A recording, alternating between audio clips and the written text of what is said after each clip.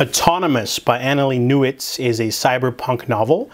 This one was on a list of best sci-fi books written by women, and that list I found 3 that I wanted to check out. One of them was really good. It was the Vorkosigan Saga by Lois McMaster-Bujold. That was a favorite of mine. The other one was The Stars of the Legion by Cameron Hurley, and I DNF'd that one. I might try that to read that one again. But the third one was this one, Autonomous by Annalee Newitz. So this one takes place in the near future in Canada, and it's basically about 3 characters. 2 of them are together, so it's kind of like that. But the first one is basically Judith Chen. She's known as Jack. She's a pirate. She essentially is against pharmaceutical companies having patents on certain drugs for people, so she makes bootleg versions of them so she can sell to people on the black market. So, like, for example, aspirin pills are only worth 0.04 cents, like extra 0 in there, not 4 cents each, like 0.04. So they're really cheap. So, like, let's say insulin's really expensive, she would come up with a way to mimic their new insulin drug and then sell it to people.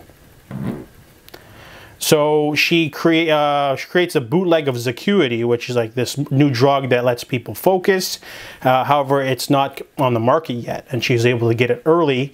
However, Zacuity basically makes a dopamine high when you do mundane things. So, like, you take Zacuity, you go paint a fence, and you really enjoy doing that fence to the point where you want to keep painting after 8 hours, and then you end up like in the hospital with dehydration because you're trying to paint the fence over and over. So the company that created Zacuity hires 2 mercenaries to go take care of her. One of them is Paladin. Paladin is like Paladin is a robot with a human brain inside who is going to be autonomous soon. But they basically talk about gender. There's a really problematic part of this book where Paladin basically considers itself a man because it doesn't care, you know, that robots don't have genders, but it makes humans feel better for labels. And then Paladin is attracted to his partner, a human partner, whose name escapes me. Basically, Paladin is a robot. They don't have genders, but to make humans, you know, more at ease, they adopt one. Really, it depends. It doesn't really matter because, like, so Paladin, you know, has a partner named Elias, who's like a gung-ho kind of, like, you know, whatever.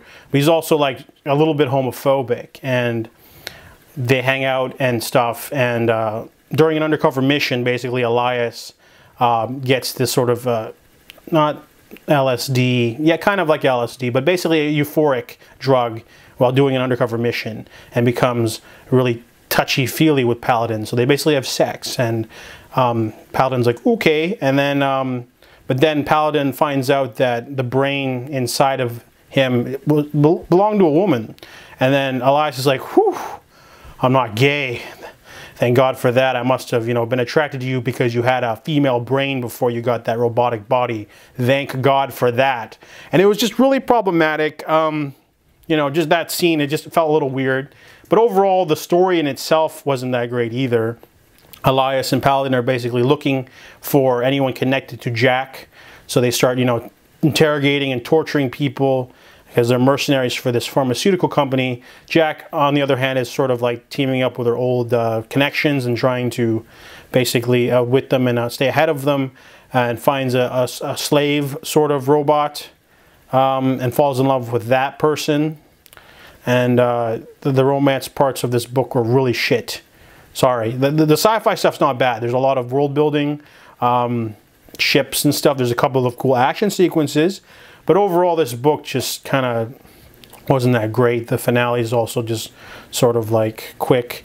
It didn't feel too focused on the story. Nothing really like sang, you know. It's just people chasing that woman, and then she's trying to escape them. Some laser blasts. Problematic stuff with romances, not much else. Autonomous didn't really do it for me. I still finished the book. It's not too long. It's like, I think it's like 300 pages or so. It's a debut from the author, but I can't cut them any slack because the book just, you know, it had some interesting ideas, but didn't really do that much with them. So I give Autonomous a 2 out of 5.